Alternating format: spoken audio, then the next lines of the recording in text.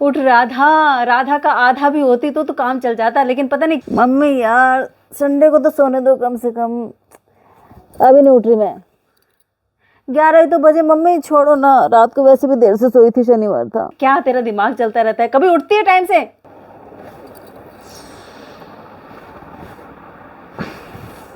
Good morning. वैसे जानते हो संडे को सुबह जल्दी उठना सबसे मुश्किल काम होता है, लेकिन किसी भी संडे को आपने अगर ये एक काम कर लिया ना, तो उसके अगले हफ्ते की प्रोडक्टिविटी आपकी 100% ज़्यादा हो जाएगी। कैसे, अभी बताती हूँ।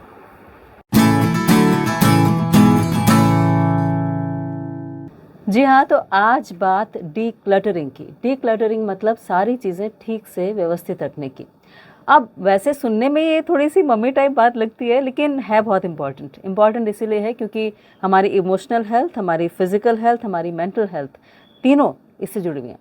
अब आप सोच रहे होंगे कि डी क्लटरिंग का मतलब क्या हुआ। तो डी क्लटरिंग का मतलब होता है कि आप अपनी ही चीज़ों को बिल्कुल ठीक से करीने से रखें, और इससे आपका स्ट्रेस कम हो जाएगा। मेंटली देखें तो, अगर इमोशनली देखें तो आप में क्लैरिटी बहुत ज़्यादा आ जाएगी, और फिजिकली देखें तो आपकी प्रोडक्टिविटी कई गुना दोस्तों बढ़ जाएगी। तो सबसे पहले ज़रूरी है एक गोल डिसाइड करना कि आपको करना क्या है। एक कमरा ले सकते हैं, और उसके बाद प्लान ऑफ एक्शन बनाना। अब प्लान ऑफ एक्शन बनाने के बाद जब आप कैटेगराइज करेंगे तो फिर 4 कैटेगरी में अपने सामान के बारे में सोचिए। एक तो हो गया कीप, यानी जो सामान आपको रखना है। दूसरा हो गया डोनेट, यानी जो आप किसी को दे सकते हैं। तीसरा हो गया डिस्कार्ड, यानी जो आपको हटा देना है। और चौथा हो गया सेल, यानी जो बेच सकते हैं। तो ये 4 कैटेगरीज बना लीजिए, और शुरुआत हमेशा कपड़ों से कीजिए, क्योंकि 30% कपड़े ऐसे होते हैं दोस्तों जो हम हर रोज़ पहनते हैं, मतलब बार बार पहनते हैं। उनमें से 30% ऐसे होते हैं इसके अलावा जो हमारी वार्डरोब में होते हैं, जो हम कभी पहनते ही नहीं, और कई सालों से वो परत दर परत ऐसे कैसे रखे हैं।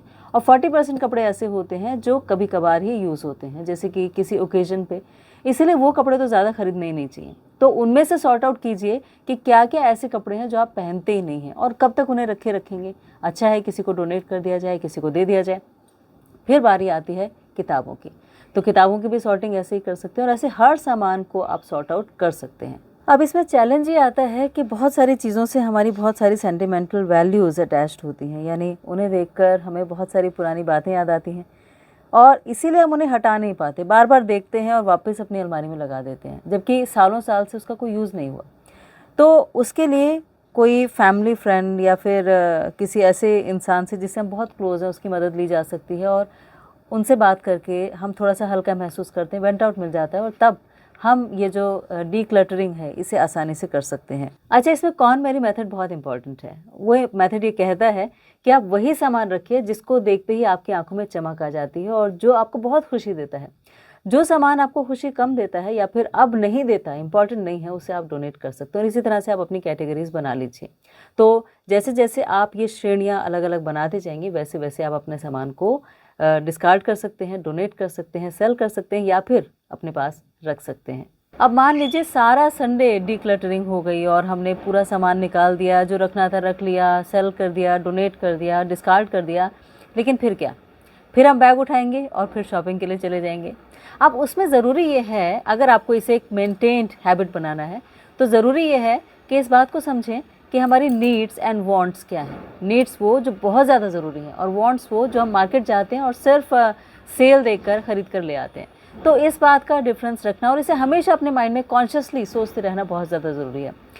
और जानते हैं, जितना हम मिनिमलिस्ट होते हैं, जितना हम कम से कम सामान रखते हैं, उतनी हमारी लाइफ ज़्यादा सॉर्टेड रहती है, और इसीलिए अटैचमेंट्स भी कम हो जाते हैं, बेशक वो फिज़िकल फॉर्म में हो, मेंटल फॉर्म में हो, इमोशनल फॉर्म में हो। इसीलिए ये जो डिक्लटरिंग है बहुत ज़रूरी है। अब चलते चलते एक स्टोरी आपको सुनाती हूँ। एक बार एक फॉरेनर आए जो इंडिया में घूमना चाहते थे, यहाँ के कल्चर को समझना चाहते थे। तो वो एक किसी मंक के पास गए, किसी ऋषि मुनि के पास गए। तो जो ऋषि थे, उनका लाइफस्टाइल देखने के लिए उन्होंने देखा कि उनकी कुटिया में क्या क्या है। तो देखा तो सिर्फ एक चटाई बिछी हुई थी और साथ में एक लालटेन रखी थी।